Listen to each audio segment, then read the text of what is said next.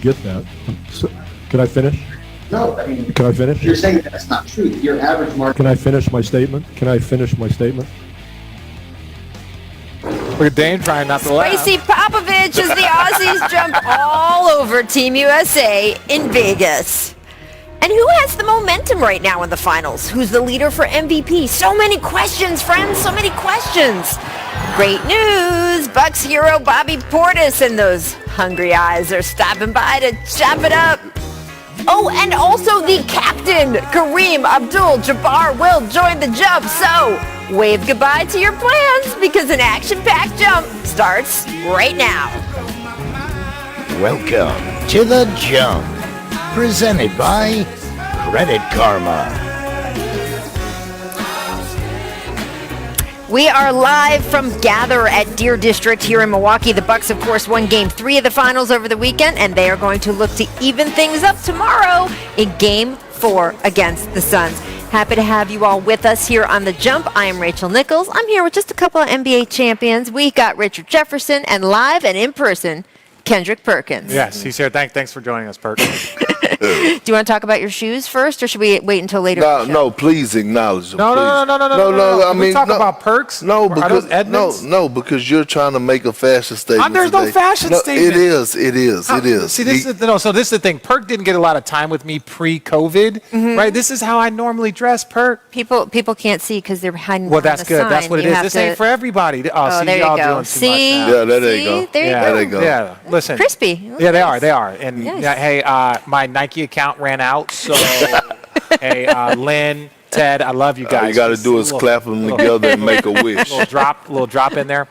Let's talk a little bit about Giannis Antetokounmpo. Look, already dealing with that sore knee, right? Now his back must be hurting as well after carrying the load for the Bucks the last 2 games. He did become the 3rd player in finals history with consecutive 40-point double-doubles. Now, if we take a look at the way the Suns have defended him in this series, DeAndre Ayton has had the most success. Giannis has shot 46% with Ayton guarding him versus 75% versus all others. So, Perk, obviously, that foul trouble that Ayton got in early, that is one of the easiest answers for what needs to be different for the Suns. But beyond that, what can the Suns do differently against Giannis in Game 4? Nothing, especially when Giannis decides to play the center position and embrace the center position like he did in Game 4 and Game 3. You have to just live with that. I think the only way that you could stop the Milwaukee Bucks in general is let Giannis get his and shut out everybody else. Like, Giannis can have those 6 assists, and you can't have Drew Holiday having 21 along with Chris Middleton having 18. There's no way to stop Giannis when he's in attack mode. He's the most dominant player in the NBA.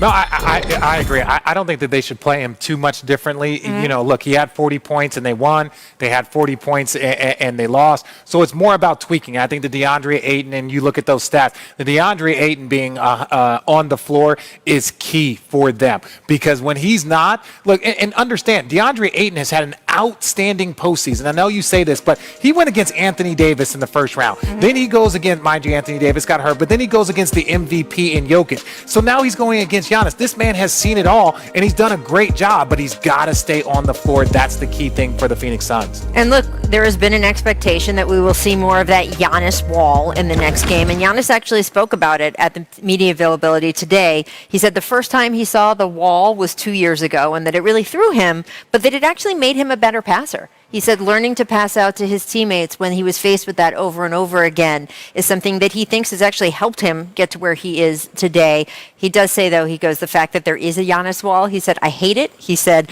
I hate seeing it. I'm not going to lie. But he did say that he tries to have fun with it the way he does with the counting on the free throw. Well, and this is the progression that you see from great players. You see what Michael Jordan had to go through to get past the Pistons. He had to lift more. He had to get stronger. You saw what LeBron James struggled when he was in Miami against San Antonio. And they just had 5 guys and they're like, no, we're going to force you to shoot. So great players see defenses, and it's how you adjust to it. He has become a better passer. LeBron James became a better shooter. All of this is the evolution of great players, and especially we're watching the evolution of Giannis right now. Well, I'm going to go back to him embracing that role of just playing the center position. If you look at Games 1 and Game 2, he had a combined post-ups of 9, right? he posted up 9 times. You look at game 3, he posted up 10 times. But that means but wait a second, Rach. The only thing I want to say, he snapped on us because I was pointing out graphics and I was talking about numbers, and then now he wants to show up today and start using numbers and start talking about that. All I was talking about was his post up. Yes, but you want 9 he times. Posted up because but I'm 9 actually times. following up with something that makes sense. Okay, continue. You was just talking about something that had nothing to do with nothing. That's not true. Okay, so what I was saying was, before I was rudely interrupted, was that he embraced playing the center position. If you watch what he was doing, what Giannis was doing in game 4, it was a lot of quick dribble handoff actions, rolling to the basket. He wasn't isoing at the top of the key. He wasn't bringing the ball up the floor. He embraced playing around the basket in the trenches. That was the difference. So you can't load up on him if he's not bringing the ball up. Look, I want to take the scene here from what's going on in Milwaukee, and I want to get you to on what is going on in Las Vegas right now. Team USA is having a rough go here over the last couple of days. Second straight Olympic tune-up game last night is an L. This one was against Australia after they were stunned over the weekend by Nigeria. Prior to those 2 losses, Team USA had a 54-2 record in exhibition games since they started using pros in '92. Here is Greg Popovich after the loss. You asked the same sort of question, the same family of question last time, where you assume things that are not true. When you just mentioned, blowing these teams out, that's never happened. So I don't know where you get that. Can I finish? Can I finish? Can I finish my statement? Are you going to let me finish my statement or not? So you'll be quiet now while I talk, and then I'll listen to you. When you make statements about, in the past, just blowing out these other teams, number one, you give no respect to the other teams. And I talked to you last time about the same thing. We've had very close games against 4 or 5 countries in all these tournaments. So the good teams do not get blown out. There are certain games that might happen in one of the tournaments, in the World Championship, the Olympics, where somebody gets blown out. But in general, nobody's blowing anybody out for the good teams. So when you make a statement like that, it's like you assume that's what's going on. And that's incorrect. You know what? See, this is beyond disturbing to me. Like, this is a grown man that he's talking to. And you know what? Greg Popovich has had a history of getting away with things like this. Like, I get it. He everyone is saying, oh, that's just Pop. That's how he do things. But that was disrespectful. Like, you have to, be able, people want to call players sensitive. People want to talk about when players do certain things in the media. Well, Greg Popovich got to, have some type of level of respect for Joe Vaughn because, he asked a legitimate question, and on top of that, he was right. Pop was actually wrong. Well, I do want to ask you, Richard, just to talk about what they were talking about for a second. You were on the Olympic team in 04. You guys won the bronze medal, which, as you have pointed out to us many times on this set, you're the only one with an Olympic medal, so there's no shame there. But it was a little bit of shame. It was something that set Team USA on a different course. Should I say that? Is that the polite way to say it? How am I dancing around this? Yes. Because of you, they changed the entire program so they could win gold medals again. You're welcome. How concerned are you about this second straight loss for Team USA? I'm not concerned so much about the second straight loss, but I am concerned about our approach again.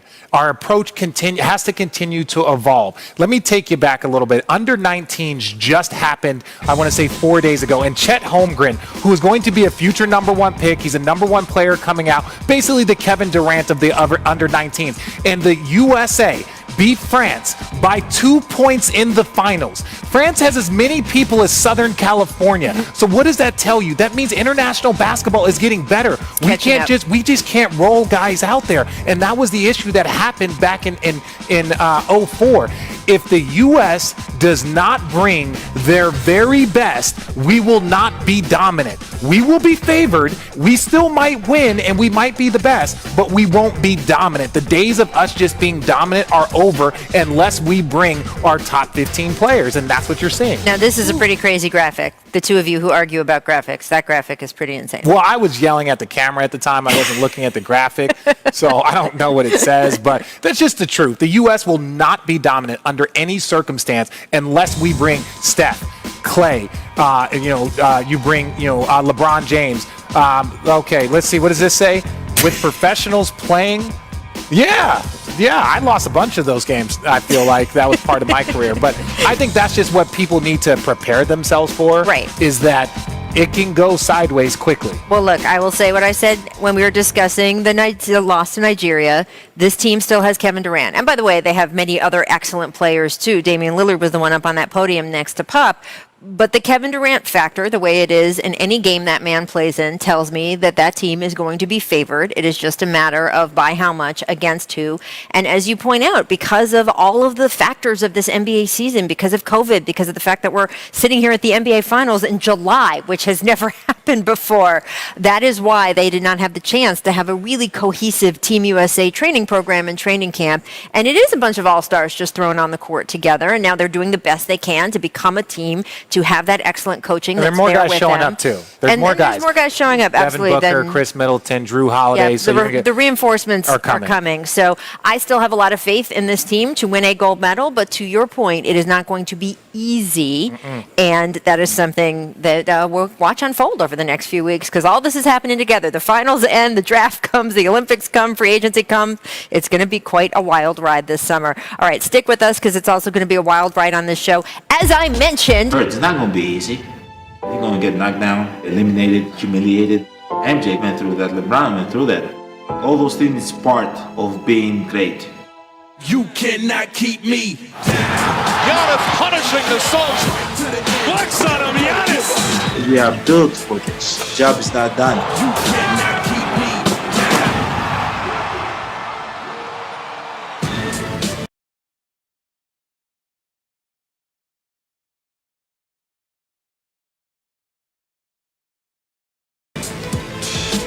The Jump is in Milwaukee, where the Bucks will look to tie the NBA Finals at 2 games apiece tomorrow night.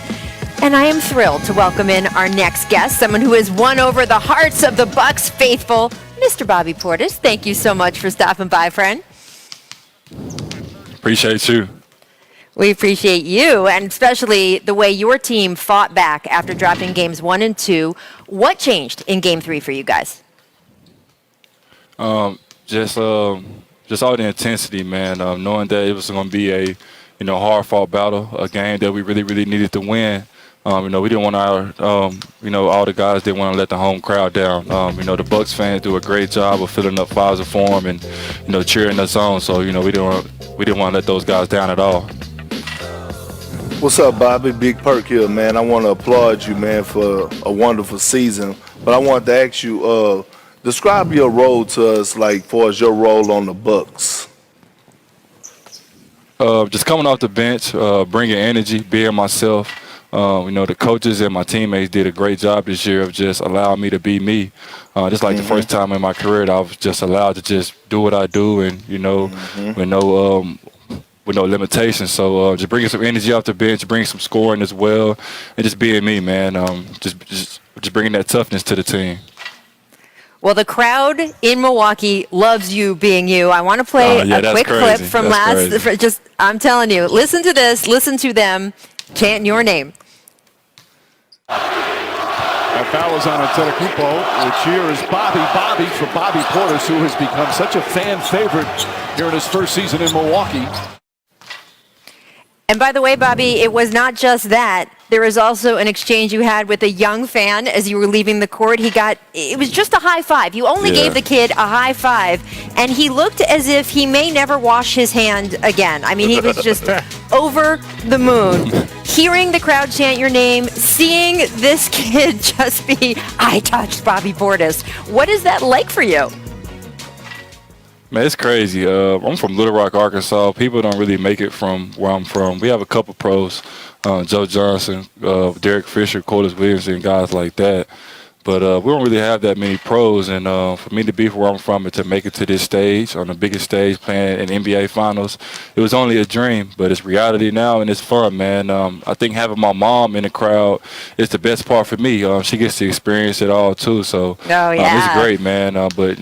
It's really great. Bobby, Richard Jefferson here. First of all, I want to say that's some elite company. Let's just not say Joe Johnson and Derek Fisher like those guys aren't legends. But Perk talked about. I ain't saying it like that. Though. Yeah, okay. I was like, you're like only a couple. I was like, man, those are legends. But Rachel wants to talk about that exchange with the kid. But the exchange that I want to talk about is more of the one that you got into with Jay Crowder. Now we understand the intensity, and that's where Perk was talking about your role. You understand your role. You bring that fire. Do you enjoy being in that position for the Bucks? Yeah, for sure. It's just fun being able to be yourself on a daily basis. Where you work as hard as you do. As a basketball player, man, you sacrifice a lot, especially this year with COVID protocols, having to test 2 times a day and all those things. It's just a joy to go out there for the 2 hours that we play this game on the biggest stage to go just do what you do. I think all the coaches have done a great job of just telling us to do what we do best, and I think it's shown just throughout this whole playoffs for our whole team. Hey, Bobby, I see that y'all been switching it up, y'all defensive schemes. 1 minute y'all in the drop, 1 minute y'all switching. I want to know what's your challenges on switching on to Chris Paul, and what is your mindset, and what you try to do to make him, keep him out of the paint or stop him from scoring. Obviously, on Chris Paul and Devin Booker, you got to mix it up, man. You can't give them the same heavy doses of the same type of scheme all game long, because those guys will pick you apart. They'll figure out ways to get to the spots and things like that. So when I switch on Chris Paul and things like that, I just try to just try to force him left as much as possible. Obviously, he's a low going right. If he get to that right hand, it's probably an 80-90% chance the ball is probably going to go in. So it's just different when he goes right. So just try to keep him left as much as possible. Trust my help and just listen to the defense behind me. Our team does a great job of communicating with one another. The question I want to ask you is, look, you're in the middle of the NBA Finals, right? You have an opportunity to raise the trophy, to win a ring, but you also have like a player option. Do you ever think about that? How hard is it to stay focused on one goal and not look at the next? Like, hey, if we win this, I get the bag, or do I just kind of focus in on that? How difficult is that? I think most guys they'll be lying, say they don't think about it, but with me, I just try to stay in the now. I'm at peace in life for the first time in a long time. I'm just content with my role, contented with life. I think the pandemic helped me out a lot. I got a chance to just go home and be around my mom and my little brothers, and they kind of just settled me down a lot more. I got to, just finally realize what really mattered to me most, and basketball was one of them. So I just prioritized it a lot more. But I'm just focused on trying to win a championship right now. We got 4 games to win 3 games, and it's only a dream to host it's the Larry O'Brien Trophy. So to be able to host that trophy is just one of my big dreams. I know I seen you guys host it, so I want to host it too. All right. Well, don't really. I would caution you against following Richard's example, because after he hoisted the trophy, he then immediately retired in the locker room and then had to unretire like a day or 2 afterwards. So just, I know you can get caught up in the moment. Decade left at least. I'm just saying that when you. Hopefully, I got just another decade left. Hopefully. I'm just saying, be careful about getting too caught up in the moment, because there is Exhibit A right there. Bobby, thank you so much for joining us. We will see you out on the court Wednesday night, and I'm sure we will once again hear those Bucks fans chanting, Bobby, Bobby, Bobby. We'll see you soon. Let's go Bucks. Let's do it. Styling and profile. Thank you for the fros, the suits, the short shorts, long shorts, the tats, and gotta be the shoes. Game 4. Wear it well. It's the NBA Finals. What Mars says goes, right? Yeah. There you go. We're in Milwaukee, where the Bucks are chasing their first title since 1971. Our next guest was the Finals MVP the last time the Bucks won the title. He's also, guys, just one of the greatest basketball players of all time. Hall of Famer, 6 MVPs, 6 titles, and the most points in NBA history. Kareem Abdul-Jabbar, thank you so much for being back on with us. It was great having you a couple rounds ago in the playoffs. And I just want to get your weighing in now. The Bucks are trying to win a title for the first time since you were here. What do you think it would mean to the city of Milwaukee for that to happen? Well, I think the Bucks are looking very good. They have figured it out a little bit, and that's all they needed to do. How to make all this work together smoothly. If they can continue to do that, I think they got a great chance of winning this in 6. You don't know what's going to happen. That's why they play the games, but the Bucks are looking pretty good. Look, not many people know the game of basketball or have experienced it on so many different levels, greatness. As you watch Giannis, is there something that you're seeing that the Bucks can do, either tweak or adjust, even something that you might have experienced in your career that might make things not only easier for him, but also for his teammates? Yeah, I think so. They've got to learn how to blend their inside game and their outside game. And Giannis, who has a unique game where he can one end of the court to the other. And at some times, he's had plenty of games where he scored 30 and 40 points and they've lost. So, they've got to do it a different way where his effort is blended into something that works for everybody. The game that they won in Brooklyn, they were wonderful because they moved the ball around. A lot of different guys got wide open shots. They look like a great balanced team. And the more balance they show, I think the better they will do. Kareem, Kendrick Perkins here. I wanted to first tell you that it's an honor being on being able to speak with you right now. Also, look, as a former big man that accomplished everything in the basketball world, I mean, your resume is longer than a holiday weekend. I want you to give me your thoughts and your on how these big men right now in this series are playing in the finals. I'm talking about Giannis and DeAndre Ayton. Well, I think, the role of the big man has evolved because of the three-point shot. We finally got guys that taught players how to make the three-point shot at a change the game. That's what's stretching the court now. So, you got guys that have to be versatile. You got big guys that got to be able to play out on the perimeter, and you got little guys that got to be able to do a couple things in the paint and help the big guys at times. So, the game is evolving, but it's great. It's great for the game. We here in Los Angeles, we have a center, Anthony Davis, that can hit the three-point shot, but yet he can play with his back to the basket and protect the rim. That type of center, there's still room for him in the game, and I'm glad to see that. Look, Kareem, you were, of course, the number 1 overall pick by the Bucks in the 1969 draft. But what a lot of fans don't know is that the Bucks and Suns had a coin flip that year to determine who would get that number 1 pick. Yes. Have you ever thought back on how that coin flip altered your life? You would have started your career in Phoenix, and how things would have been different for you. Well, since I've retired, I've gotten to know Jerry Colangelo pretty well.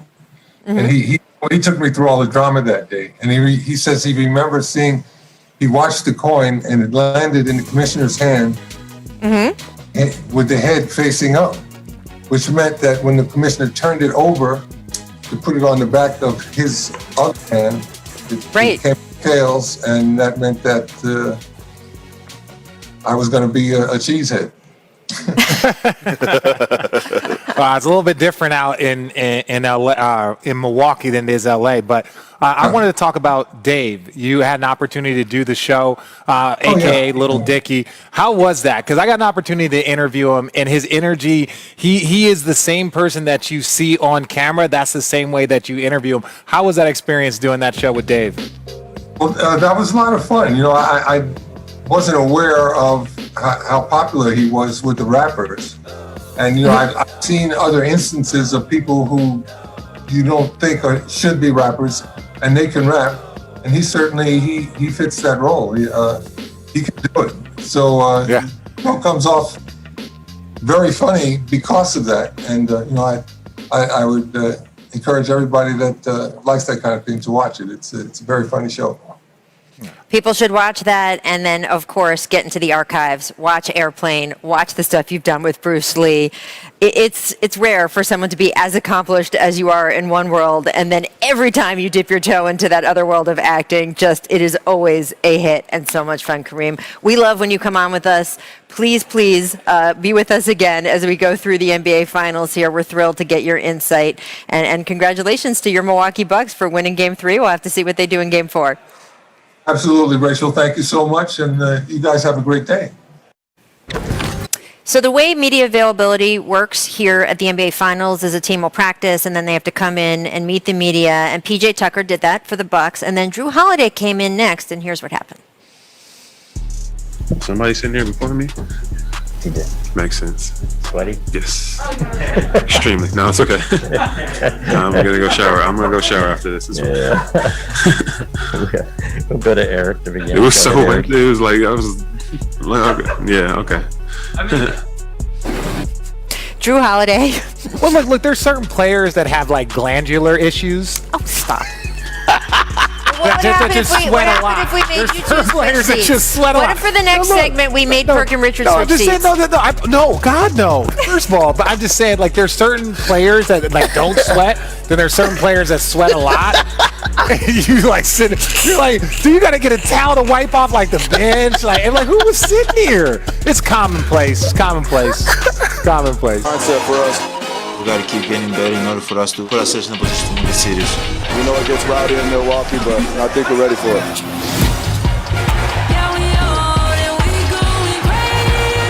Antetokounmpo draws the foul, banks it home. He will not be stopped.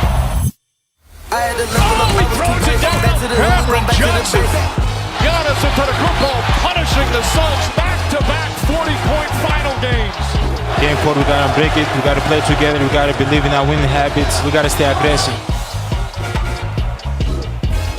We are back here in Cream City, Milwaukee, which is, of course, called Cream City because of the cream-colored bricks used in buildings around the city, and that is on their uniforms.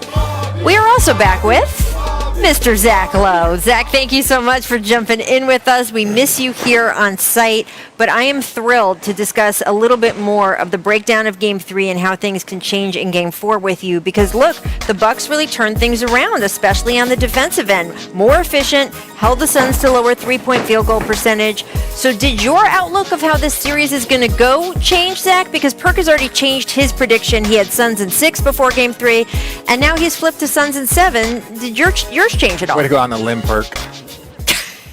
No. I had Suns in 7 to begin with, and it was 2-0 Phoenix. I kept saying, Milwaukee's figured some stuff out. They're going home. I expect them to win Game 3, and now I kind of expect them to win Game 4. I thought this was a very evenly matched, competitive series, and that's what it's been. The total score is Phoenix +3 through 3 games. If anything, the one thing that surprised me is, did I think Giannis was capable of that? What he did in games 2 and 3, not quite coming off that hyperextended knee. And if he's capable of that, this series is definitely competitive. Game 4, I'm crossing my fingers we get a classic, but I think we're going back to Phoenix 2-2. I'm sticking with my Suns in 7. I'm not changing my prediction. No changes allowed. What you mean? Oh, yeah, no changes, Perk. You hear that? I mean, it's a difference if I changed my actual pick. All I did was extend the series, and here's why. Because if you look at games 1, 2, and 3, they all been blowouts by the home team. It's never come down to a possession by possession, and I feel like this is going to be one of these series where each home team is going to win their game in good fashion. And unfortunately, Phoenix has the home court advantage, so Game 7 will be played in Phoenix, and Phoenix will close it out then and win the championship. So I'm still not sure that this gets to 7, but first of all, I just want to give a little acknowledge to Zach. Like when Zach is here, it's like basketball class. Like he's a professor of basketball class. Amen. Just take the compliment, Zach. Like take it, okay? Like you're very good. But and it's so refreshing when I have to sit next to Perk, but I am not changing it. I have said Suns in 6. It's always going to be Suns in 6. It might be Suns in 5 after they win tomorrow. Ooh. So I don't think Ooh. anything happened. I said might. I'm still not changing my thing. I still think it's Suns in 6, but I think the Suns, they have to tweak some things because Milwaukee gets better as the series goes on, and if they get that 2-2, then I start to think kind of like that Dallas Clippers series where now you start to look at them like, wait, the Clippers might win this. If this is 2-2, then I think the whole momentum goes straight to Milwaukee. I mean, that Suns crowd might have something to say about it, but yeah, I know those people. We'll see. Mr. Phoenix. I do want to get to, Zach, your article. It's up on ESPN.com right now on DeAndre Ayton. And I love sort of the in-depth that you go here. You're talking about his development as an NBA player from his rookie year to now, how his presence is felt, especially on the defensive end in these finals. And in fact, you can take a look. The Suns plus minus this series, plus 20 when DeAndre Ayton is on the court and Giannis is not. It is, of course, the opposite. Giannis on and Ayton off. Well, the Suns are a minus 21. So, Zach, we saw, and we talked about a lot on the show the last 2 days, the foul trouble Ayton got in Game 3 and how that impacted the series. What do you think that Ayton can do as we go forward here besides just don't get the whistle?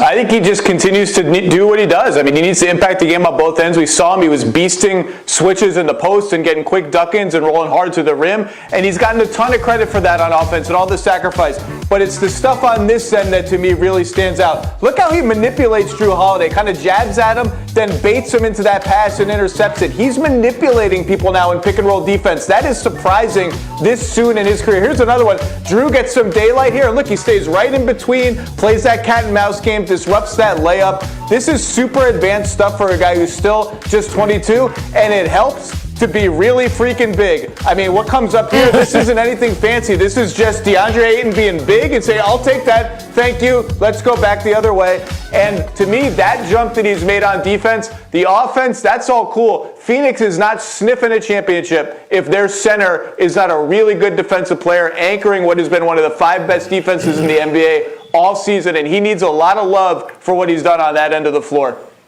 And I talked about it, and I agree with Zach. I talked about it at the beginning of the series that I think that if you look at the best players in this series, it would be Giannis 1, Chris Paul 2, Devin Booker, and then DeAndre Ayton. I think that those 3, and when you look at DeAndre's impact, if he's not doing what he does, it's going to be very, very hard for the Phoenix Suns to win because he impacts the game on both ends of the floor. Not like Giannis does. Obviously, Giannis is the MVP and Defensive Player of the Year, but he has that same type of impact where he is affecting shots. He is making it more difficult for Giannis. And then on the other hand, his ability to roll, great hands, lobs, posting up smaller players because they don't have a lot of depth at the size with Saric. So it gives him an advantage on the post up, especially when Giannis is out. So I think, like, to Zach's point, he's just got to continue doing what he does. You know what? We already knew that he was so skilled. We knew he was talented. But what I'm witnessing, especially throughout the playoffs and now in the finals, is that he's finally playing like a dog, right? The killer has come out of him. And I saw a couple of clips where Zach was talking about how smart he was in the pick and roll. That comes from actually studying film. That's sitting down and watching film. When you do those little stabs at Chris Paul and have him, or Drew Holiday, have him second guessing whether you're going to step up or not, that's film study. So now he's becoming a true student of the game. And I'm just giving you that from experience from a guy that anchored the defense for 10 plus years in the NBA and was a specialty at it. Well, I think it's also a good example. I think Perkins also a good example, too, that especially big men in this league need a minute to develop because DeAndre Ayton got a lot of criticism his rookie year, right, especially on the defensive side of the ball, right? And here Zach is doing a detailed breakdown of how great he is on the defensive side of the ball. So I don't know how the James Wiseman experiment is going to end up going in Golden State or anything else, but I would just say that we don't know right now because you didn't know for sure about DeAndre Ayton in year 1, and now we can see now that he's had this time to learn and progress, and he's applied himself. It's made such a huge difference. Zach, I don't think when Dario Saric went down with that ACL tear, it got quite enough play.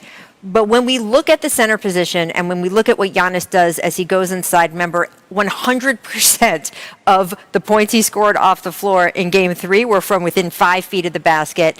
What can the Suns do to sustain and withstand that Giannis onslaught? Because Ayton, even if he doesn't get into foul trouble, can't be on the court 100% of the time. And with Dario now out for the series, how do you see that going down? First of all, Perk's going to like this. Shout out Mark Bryant for the work he's done helping DeAndre Ayton on both ends of the floor. One of the great assistant coaches in the league with big men.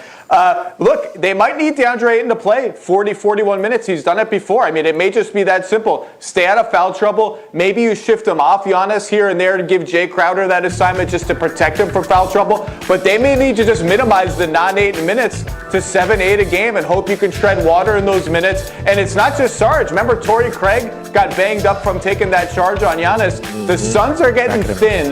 The more thin they get, the longer the series goes, the more I worry about is Chris Paul going to wear down a little bit. Who can withstand the minutes load? And both teams are pretty thin. I mean, I'm kind of glad they have these 2-day gaps between games, get everybody rested and ready to go. But yeah, those minutes when Ayton is on the bench, you better believe Giannis feels the difference between a 7-footer being out there and no 7-footer I got to worry about being out there.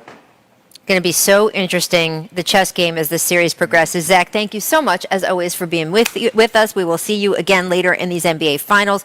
Everyone else stick around because here on The Jump. So in an interview on the Smart Less podcast, LeBron James said, quote, "I truly hope I can finish my career with the Lakers." Here you go. Perk, do you think that will indeed happen? Yes. Where's he going? Towards several other cities around America, so I don't know. He's not going anywhere, Rachel. Look, LeBron need to keep a cool booty. He out there in La La Land. A cool booty, okay? Meaning sit down, stay still. First of all, I got to break everything down. Yes, I don't speak the same dialect as you. We showed on. Okay. This is the funny thing. It's like, Bron's like, I hope. Let's be real. At what point in time has Bron ever hoped for something? Bron's going to be wherever he wants to be at. So, congratulations, Lakers.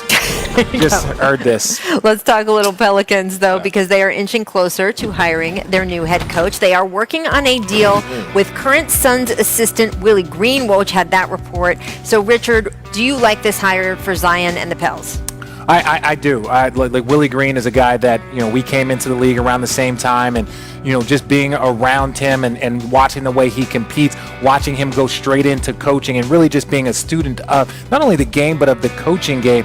So many people speak highly of Willie. I haven't experienced him as a coach like I have like Jamal Mosley and some other people, but everyone speaks extremely highly of him. And the Phoenix Suns, they've been doing a great job. Well, I do. I think it's a great hire because if you look around the league, especially the last 4 teams that were left standing, 3 of those coaches were former players. So now they're seeing that, hey, these younger guys that we have in the NBA are relating to former players that have played the game of basketball. So I love it for Willie Green. He's a two-time champion. He's been around. He's paid his dues. He's respected. I know Kevin Durant respects him. Yep. He's a guy that he endorsed and said that he should get this head coaching job. Well, look, y'all know I've been Team Spoon. This whole time they've been looking for a new head coach. I think Teresa Witherspoon should have a larger role in an organization where the players already love her and love working with her. She is just a champ in every way, and I think she should get a head coaching shot somewhere in this league. But I will also say, Willie is just fantastic. Yeah. I mean, he's terrific, and that is a great way for the New Orleans to take the Pels. I said the Suns. It happens. We've been talking about them a lot. Yeah. It's a great way for the Pelicans to take the next step because they got to at least make the play-in tournament next year. It's just you can't have 2 all-stars on your team and Steven Adams and other talent and not make the postseason because that's just disrespectful to the game.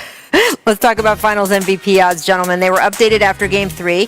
2 clear front runners now. Chris Paul is still the favorite at -230. He was up there by himself for a long time, but now Giannis right behind him, plus 210 there. Perk, you are a resident gambling expert. Who are you picking for Finals MVP right now? I'm going with Devin Booker. I picked him before the series, and I'm going to stick with him now. Plus 1,200. I might go drop $100 on that because if he win, that brings back a lot of cash. Put money on CP3 or Giannis don't bring you back a lot of money. Just some little education for you. Can they do co-MVPs? We discussed this during the break. straddling the fence so much. I'm just asking a question. I'm saying, could I ask a question? No. The answer, you asked the question. We told you no already. Man. I'm going to go with a dark horse. I'm going to go with Chris Middleton. Now you're just. What are you doing? What? Nothing. Why are you mad at me? He is. He's very ridiculous. No, okay. Look, I just know. Okay. All kidding aside, those are the numbers. Like, they know more than I do. Who's my pick? No, I think it's going to be a sleeper. I'm going to say it's not going to be any of those 4 people. Well, he said Devin Booker, so there you go. Thank you to our guests, Bobby Portis, Kareem Abdul-Jabbar, Jay Crowder's coming tomorrow.